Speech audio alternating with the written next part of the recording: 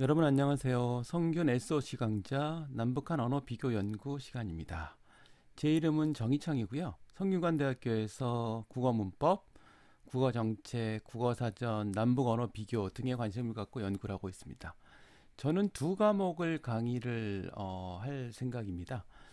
첫 번째가 남북 언어 비교 연구 방법이고요. 제가 오늘 이제 여러분과 함께 이제 논의할 대상입니다. 두 번째는 표준어 맞춤법, 문화어 맞춤법이라는 이제 제목인데 이 두 강좌를 한 강좌당 한 20분쯤 정도 강의를 할 계획인데요. 20분씩 해서 여러분들과 같이 이야기해 보도록 하겠습니다. 첫 번째 시간 있죠. 남북 언어 비교 연구 방법입니다. 남북 언어를 비교 연구하려고 하면 어떤 방법을 쓰는 게 좋겠느냐. 뭐 이런 이제 목표 설정에서부터 시작해서 구체적으로는 어떤 방법론을 도입하고 그것의 결과가 어떠할지 예측해보는, 그리고 과거와 현재의 방법의 차이는 어떤 것인지 뭐 이런 것들에 대해서 함께 이야기를 나눠보도록 하겠습니다. 먼저 이제 우리가 언어 정책이라는 관점에서 볼 때는요, 국가 유형과 언어 정책이 밀접하게 관계가 있다고 얘기를 합니다. 요 논의는요, 스폴스키라는 분이 쓴 이제 랭귀지 팔러시라는 책에서 나온 것인데요. 유형이 세 가지로 나눠져 있죠. 1, 2, 3 유형으로 나눠져 있는데, 첫 번째 유형이 하나의 국가의 하나의 언어가 이제 정체성과 아주 밀접하게 관계되어 있는 관계입니다.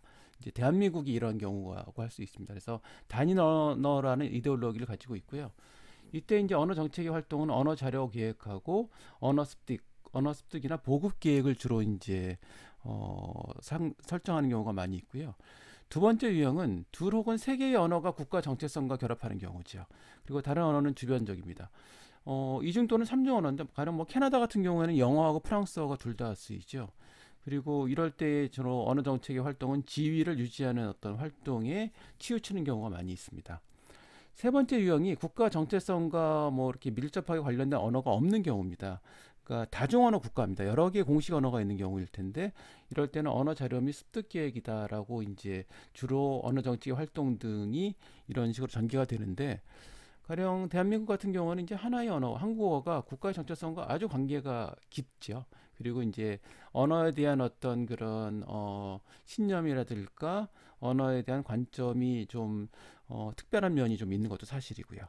근데 현재 우리나라 같은 경우에는 이제 다문화 국가로 이미 변화했다고 생각하는 경우가 많이 있습니다. 그럼에도 이제 한국어라는 어떤 단일 언어에 대한 그런 사용에 대한 어떤 관점은 여전히 유지가 되고 있다고 볼 수 있고요. 물론 이제 뭐 영어 같은 외국어가 예전보다는 좀 더 소통성이 높아진 건 사실입니다.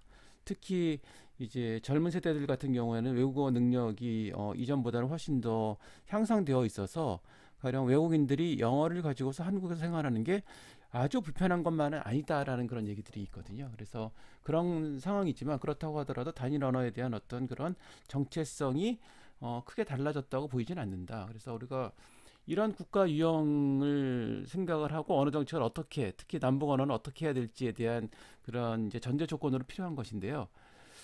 예를 들어서 한국어는 이것을 보면 이제 우리가 남북 언어에 대한 이제 논의가 여기서부터 출발을 한다고 볼 수 있습니다.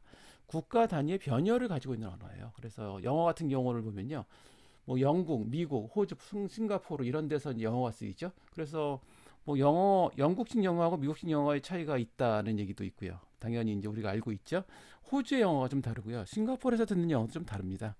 프랑스어 같은 경우는 뭐 프랑스, 벨기에, 스위스, 그다음에 이제 캐나다의 퀘벡 이런 곳에서 쓰이고요. 한국어가 남한과 북한으로 이렇게 국가 단위의 변이어를 가지고 있습니다. 물론 여기에는 이제 제가 다 언급하지는 않았지만 스페인어라든가 남아메리카에서는 스페인어가 굉장히 폭넓게 쓰이잖아요. 그리고 뭐 포르투갈어도 쓰이죠. 브라질이나 이런 곳에서 쓰이니까요. 그래서 그런 이제 유형들이 있는데, 남한과 북한은 이런 유형과도 약간의 차이가 있습니다. 어떤 정치적인 대립 때문에 국가 단위의 변이어가 이제 만들어진 그런 경우라고 생각할 수 있어서, 그러한 어떤 그런 외부적인 요인, 정치라든지 사회라든지 경제, 문화 이런 요인의 이제 영향을 좀 더 많이 받을 가능성이 있는 그런 위치에 놓여 있다. 이렇게 생각할 수 있습니다. 그럼에도 이제 우리가 한국어라는 공통성은 여전히 이제 유지되고 있다고 볼 수 있는데, 이게 2018년에 이제 남북 정상회담의 결과를 이제 발표한 판문점 선언이라는 것인데요. 이제 왼쪽이 이제 남한의 발표문이고요. 오른쪽이 이제 북한의 발표문이죠. 어휘들의 차이가 이게 눈에 띕니다. 한반도, 조선반도. 그리고 띄어쓰기도 다르죠. 판문점 띄고 선언인데 판문점 선언을 그냥 띄지 않습니다. 붙였었죠. 그리고 이제 염원하는 그다음에 역사적인, 역사적인 이런 것들은 이제 두음 법칙의 차이를 보여주고 있죠. 그리고 뭐 남북 정상회담, 북남 순회회담 어휘의 차이를 보여주고 있습니다. 더 이상, 없을 것, 이제 더와 이상을 띄었고요. 없을 것, 것을 띄었는데 북한에서는 더 이상 붙였고요. 없을 것도 붙입니다. 없을 것 그럼 우리 이제 남한에서는 의존명사 띄었잖아요. 근데 북한에서는 의존명사를 붙였습니다. 이처럼 이제 한글 맞춤법의 해석의 차이에 따라서 이런 이제 차이들이 나타나는데 그리고 그 밑에 보면 열리 어슴이죠. 이제 이 모음 다음이라서 엿으로 소리가 나긴 하는데 남한에서는 그걸 기본형을 밝혀 적는 표기 방식이고요. 북한에서는 열리 엿음 소리 나는 대로 적는 표기 방식입니다. 한글 맞춤법이라고 하는 것이 1933년에 한글 맞춤법 통일안이 처음으로 만들어진 것이거든요. 그 통일안을 기반으로 남과 북의 현재의 한글 맞춤법이 지금 나타나 있습니다. 그렇기 때문에 기본적인 어떤 원리나 체계를 공유를 하지만 구체적으로는 이제 분단 이후에 이런 미세한 차이들이 나타나기 시작했다라는 걸 알 수 있고요. 그럼에도 이 판문점 선언을 읽어보면은 뭔가 북한의 이제 것을 보면은 뭔가 좀 낯설고 거리감이 있고 약간 좀 이해하는데 좀 불편한 면이 조금 있습니다. 그렇지만 전체적인 뜻을 이해하거나 이게 무슨 말이야라고 할 정도는 아닌 거죠. 우리가 충분히 무슨 소리인지 알겠네, 이해할 수 있다는 그런 어떤 범위에 속해 있습니다. 이게 이제 남과 북이 가지고 있는 언어적인 동질성이고 공통성이다. 이렇게 이제 말씀을 드릴 수 있을 것 같습니다.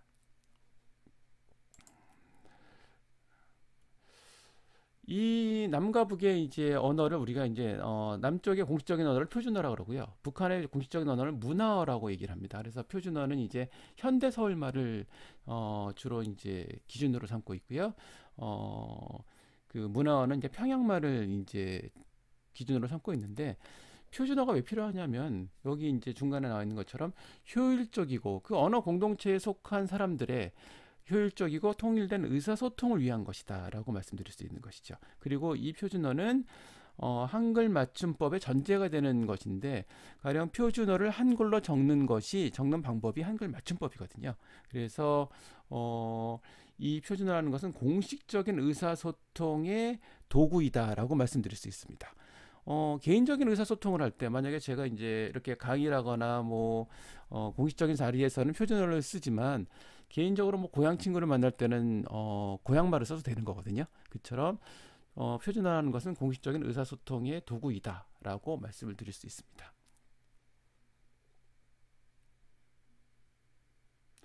문화어 같은 경우에는 평양말을 기준으로 하고 있습니다. 평양말을 기준으로 하고 있지만 이 또한 공식적인 의사소통의 도구라는 점에서는 차이가 없죠. 그래서 표준어와 문화어는요. 서울말과 평양말이라는 어떤 지역의 차이를 먼저 전제로 하고 있는데 그런데 우리가 이제 남북 분단이라는 어떤 그런 정치적인 사회적인 상황까지 고려를 해야 되거든요. 그래서 남북한의 언어 차이는 표준어와 문화어의 어떤 그런 지역 방언 이상의 차이를 나타낸다고 생각을 합니다. 그래서 사회, 문화, 정치적인 문제까지 거기에 다 결부되어 있다라고 생각하실 수 있을 것 같습니다. 그러니까 현재는 단순한 어떤 지역의 문제가 아니라 정치 체계, 이념, 사회문화적인 차이, 뭐 그동안 분단 이후로 이제 서로 멀어진 어떤 이질화된 어떤 그런 이제 요소들까지 다 결부되어 있는 상황이다라고 말씀드릴 수 있고요. 예를 들어서 이제 뭐 국어 교육에서도 북한에서는 읽기, 말하기의 속도와 억양 등을 굉장히 강조해요. 그런데 우리는 그렇지 않거든요. 이러한 이제 세부적인 차이들이 이제 확인이 되고 있습니다. 그래서 분단 방언이란 말을 씁니다. 지역 방언의 차이, 그다음에 남북 언어 정책의 차이, 사회 문화적인 이질성까지 다 합쳐진 것이 결국 분단 방언의 어떤 그런 이제 모습을 띠고 나타난다는 얘기인데요. 그래서 남북한의 언어 차이는 지역 방언의 차이를 넘는 분단 방언의 문제다라고 이제 우리가 정의를 내릴 수 있습니다. 그래서 우리가 현재 이제 남한과 북한의 언어를 볼 때는 분단 방언이라는 관점에서 접근하는 것이 일단 필요하다고 말씀드릴 수 있겠죠. 이러한 차이는 이제 우리가 확인해 볼 수 있는데 여기 이제 사례 5, 7 이렇게 이제 드러났잖아요.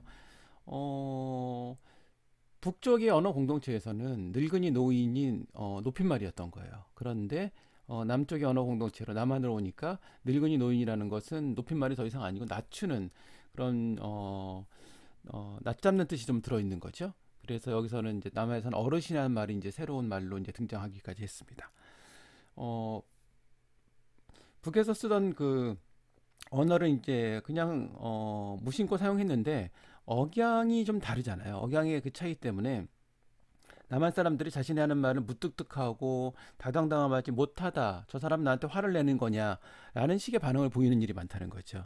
그래서 그런 이제 북한 이탈 주민 같은 경우에 언어를 사용할 때 그런 점이 굉장히 이제 신경이 쓰이고 그리고 억양으로 인해서 자신이 북한 이탈 주민이라는 어떤 것이 이제 낙인이 찍히고 그런 어떤 선입견이 이제 씌워지는 것에 대해서 굉장히 불편하고 힘들다는 어떤 그런 의견이 굉장히 많이 나타납니다. 그래서 이러한 것들이 이제 그 언어의 그런 이제 세부적인 차이, 분단 방언의 이제 모습을 보여주는 그런 요소들이라고 이제 말씀드릴 수 있겠죠.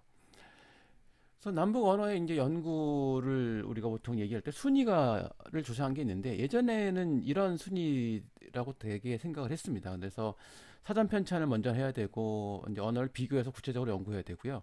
그다음에 뭐 교육과 관련된 것들, 뭐 현실적인 것으로 교육을 좀 현실화해야 된다는 얘기도 있었고요. 그다음에 표준어 교육이 필요하다. 북한 이탈 주민의 이제 사회 적응을 위해서. 그다음에 이제 공적인 언어에 대한 어떤 비교나 어떤 통합이 필요하다. 라는 것들이 이제 기존에 이제 논의가 되어 왔었는데 최근에 이제 부각되는 거는 남북 언어 자료 텍스트 마이닝이라는 건데요. 텍스트 마이닝이라는 게 좀 약간 좀 어렵습니다. 근데 이제 쉽게 말하면 언어의 사회 문화적 맥락을 이해할 필요가 있다는 뜻입니다. 가령 늙은이나 노인이 북쪽에서는 높임말이었지만 남쪽에서는 높임말이 아니라는 거는 그 단어의 뜻만으로는 알 수 없는 거거든요. 남쪽에서도 늙은이나 노인이 높임말의 역할을 했던 시대가 있었습니다. 그런 어떤 사회 문화적인 차이, 그런 맥락에 대한 그런 이제 지식이나 그런 어떤 논의를 해야 될 필요가 있는 것이죠. 그래서 그러한 교육도 필요하고요. 그래서 이런 이제 그 사회 문화적인 맥락을 이해해서 의사소통을 원활하게 하는 방안 등이 최근에는 관심을 받고 있다. 이렇게 말씀을 드릴 수 있습니다. 그래서 사회 문화적인 맥락을 공유하는 것이 굉장히 중요한데 이 공유라는 거는 제 생각에는 이제 이 한국어라는 공통 분모를 가지고 있다는 거죠. 분단 이전에 지금도 마찬가지지만 한국어라는 공통 분모를 가지고 있어서 우리가 언어의 이질화라는 것에 대한 이야기를 많이 해왔지만 사실은 이질적인 면보다는 공통적인 면이 훨씬 더 많이 있습니다. 그래서 그런 공통 분모에 대한 어떤 범위를 확장하고 그 공통 분모에 해당하는 부분을 기반으로 해서 좀 더 동질성을 확장해 나갈 필요가 있겠다라는 그런 어떤 관점을 우리가 이제 정할 필요가 있는데 가령 된장국수 같은 말을 보면요. 된장국수가 지금 잘 안 쓰거든요. 남한에서는요. 남쪽은 잘 안 쓰죠. 그래서 된장을 푼 국수인가 된장 뭐 소스를 한 건가 뭐 이렇게 생각할 수 있지만 여기 문맥을 보시면은요. 박태원의 천변 풍경이나 염상섭의 이제 소설에 보면 청요리 뭐 탕수육 이런 거 나오잖아요. 이게 짜장면이거든요. 짜장면이라는 걸 알 수 있습니다. 그래서 북한에서는 이제 된장국수를 지금도 쓰고 사전에도 올라 있습니다. 그래서 된장국수라는 것이 북한어가 아니냐라고 처음에는 이제 오해했던 시기도 있었는데 이런 이제 우리 그 소설 자료에서 나오는 걸 보면 이게 이전에 썼던 말인 거죠. 예전에는 활발하게 썼던 말이고요. 그게 최근에 좀 잘 안 쓰이게 된 말이라서 그런 오해가 생겼고 국어사전에 이제 미처 수용이 되지 않았던 겁니다. 그러다 보니까 그런 오해가 있었던 것이다. 이렇게 생각할 수 있는 거고요. 어, 가로잡다도 마찬가지예요. 그리고 가무시라는 말도요. 이 말도 처음에 표준국어 대사전에 처음에는 이 말들이 북한어로 올라 있었습니다. 근데 이렇게 이제 자료 검색을 이제 확장하고 자료를 구축하다 보니까 이게 북한어가 아니라 남북에서 모두 쓰이는 말이었다는 거를 확인할 수 있었습니다. 그래서 지금은 이제 남북에서 모두 쓰이는 말로 그 위상이 이제 달라진 말들이고요. 이처럼 이제 남북에서 공통적인 어떤 기반을 갖고 있는 것들이 대부분이다라는 것이라서 우리가 그런 어떤 공통성에 대해서 좀 더 초점을 두고 생각해 보면 특히 이제 맞춤법, 뭐 규범이라든지 표기라든지 이런 것들을 볼 때요. 남북 간의 맞춤법의 차이가 있거든요. 아까 이제 판문점 선언에서도 말씀을 드렸지만 그 차이가 있는데 이 표준어와 문화어의 어떤 그런 차이인데 그래서 저는 이제 이 맞춤법을 표준어 맞춤법하고 문화어 맞춤법이라고 부르면 어떠냐라는 생각을 해봤습니다. 그러니까 이제 남북 맞춤법이라고 하지 말고 그냥 표준어 맞춤법, 문화어 맞춤법. 어차피 표준어를 한글로 적는 방식이고요. 문화어를 한글로 적는 방식이거든요. 그래서 이렇게 하게 되면 이 표준어 맞춤법과 문화어 맞춤법의 구체적인 내용을 보면 사실은 이 한국어라는 언어 공동체에서 공존하는 언어의 최대치를 보여주는 표기체계다. 이런 이제 논의를 제가 했던 적이 있었습니다. 뭐 논문을 쓰기도 하고 발표를 하기도 했었는데 요 주제가 이제 제가 두 번째 강의를 여러분들과 같이 논의해 볼 내용이 요 두 번째 주제가 이제 표준어 맞춤법과 문화어 맞춤법이라서 두 번째 시간에 좀 더 자세하게 말씀을 드리도록 하겠습니다. 남북한의 이제 그런 차이를 조금 보면요. 교과서 같은 경우에도 이제 북한에서는 표현수법, 뭐 이제 수사법 같은 것들이죠. 여기 이제 밑에 썼는데 직유법, 은유법, 의인법, 야유법, 과장법, 되풀이법, 대구법, 대조법, 뭐 이런 식으로 이제 문장에서 수사학적인 어떤 내용들을 강조를 하고요. 초분절 관련 내용을 강조합니다. 아까 뭐 빠르기라든지 억양, 말하기에서의 그런 것들을 강조한다고 말씀을 드렸었죠. 그리고 문법을 바라보는 관점도 좀 차이가 있습니다. 그래서 토문법이라는 게 있는데 여기서 자세히 보면요. 격토가 격조사거든요. 근데 매짐토는 종결어미고요. 예를 들어서 상토는 파생접사예요. 박금토는 명사형 어미 또는 서술격 조사거든요. 그래서 어, 어, 남한의 문법이 뭐 조사, 접사, 어미라고 구별한 것을 북한에선 토로 다 총괄하는 그런 식의 관점을 갖고 있는 거죠. 이것도 어떻게 보면은 한국어 문법을 바라보는 이제 그런 관점의 차이다라고 볼 수 있고 어떤 것들은 이제 중점적으로 놓고 보느냐, 어디에 중심을 초점을 두고 보느냐에 따라서 이렇게 문법 체계가 달라질 수 있다는 겁니다. 그래서 이 적어도 이제 남과 북의 문법 체계가 한국어를 어떻게 체계적으로 파악하는 방법의 다양한 모습을 보여주는 것이다. 이렇게 파악할 가능성이 있습니다. 의미에 관해서도 마찬가지예요. 단어의 뜻빛깔이라 해서 감정의 뜻빛깔, 문체적 뜻빛깔을 강조하는데 뭐 존경을 나타내는 말, 멸시를 나타내는 말, 입말체, 뭐 구어, 그다음에 시문체, 문학적인 어떤 문체지요. 이런 것들을 이렇게 세부적으로 구별합니다. 근데 이런 구별을 이제 남한의 문법에서는 이렇게까지는 안 하거든요. 이거는 어떻게 보면 좀 문학적인 면도 좀 있습니다. 수사학적인 면이 좀 들어 있는 것이죠. 그렇지만은 이런 것들을 우리가 뭐 굉장히 낯설거나 어색한 그런 건 아니죠. 다 이해할 수 있는 거고 우리도 그런 것에 대해서 어느 정도 공감할 수 있는 내용들입니다. 어떤 관점을 가지고 보느냐의 차이다라고 생각할 수 있고요. 문장에 대해서도 정의가 좀 차이가 있어요. 완결된 사상 감정을 나타낸다는 게 좀 강조가 되어 있고요.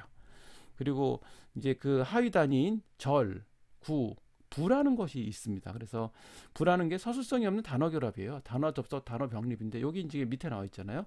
그래서 뭐 노동계급의 역사적 위협, 그 운명, 혁명과 건설, 사상기술 문화의 뭐 이런 것들을 부라는 이제 관점에서 파악을 하고 있습니다. 이게 어떤 분단 방언의 차이인 것 같고요. 정치나 뭐 사상 또는 이제 문화, 사회의 차이를 드러내는 그런 이제 것들이 차이가 문법에서의 어떤 기술에서도 이제 드러난 것이 아닐까라고 생각을 할 수 있습니다. 그래서 남북 비교 연구를 그럼 우리가 정책적으로 어떤 관점을 가지는 게 좋겠느냐라는 문제죠. 그래서 우리가 보통 이제 관용적 동화 정책이라는 말을 씁니다. 이게 이제 구체적인 내용으로는요. 정체성과 연대감을 강화할 필요가 있죠. 여기에는 소수자 인권을 보호해야 되고요. 문화적인 다양성을 존중해야 됩니다. 문화적 다양성을 존중한다는 것이 이제 제가 아까 말씀드렸던 관점에 따르면 한국어가 보여주는 다양성이 존재하거든요. 그 다양성의 최대치를 우리가 남과 북의 뭐 표기라든지 문법 연구라든지 의미에 대한 어떤 의미를 이해하는 태도라든지 이런 것에서 우리가 이제 찾아볼 수 있다는 것이 관점이고요. 그리고 공감적 언어 사용 환경을 제시하는 게 필요합니다. 언어 자원을 보존하는 것이 필요하고요. 남과 북의 언어 자원을 정리를 해서 기록하고 가령 이제 뭐 남과 북의 이제 공동 사전이라든지 이런 것들을 편찬하는 것들이 여기에 해당한다고 할 수 있고요. 그러니까 서로가 서로를 언어를 통해서 이해를 좀 더 정확하게 할 필요가 있다는 거죠. 그다음에 언어학습의 기회가 확장되어야 됩니다. 예를 들어 뭐 북한 이탈 주민이라든지 이런 분들이 언어를 좀 더 체계적으로 배울 수 있는 그런 기회가 좀 더 확장이 될 필요가 있는 거고 뭐 이거는 이제 뭐 서로 마찬가지일 것 같아요. 남과 북의 언어에 대한 이해 그리고 그 사회적인 맥락을 어떻게 공유하느냐 이런 것들이 좀 더 필요하지 않느냐라고 생각할 수 있습니다. 이게 바로 이제 서로 의사소통을 원활하게 하겠다는 그런 이제 목표 설정과 관련이 있습니다. 예, 남북 비교 연구 뭐 방법에 대한 논의는 여기까지입니다. 저는 두 번째 시간에 표준화 맞춤법, 문화 맞춤법으로 다시 여러분들과 만나도록 하겠습니다. 예, 고맙습니다.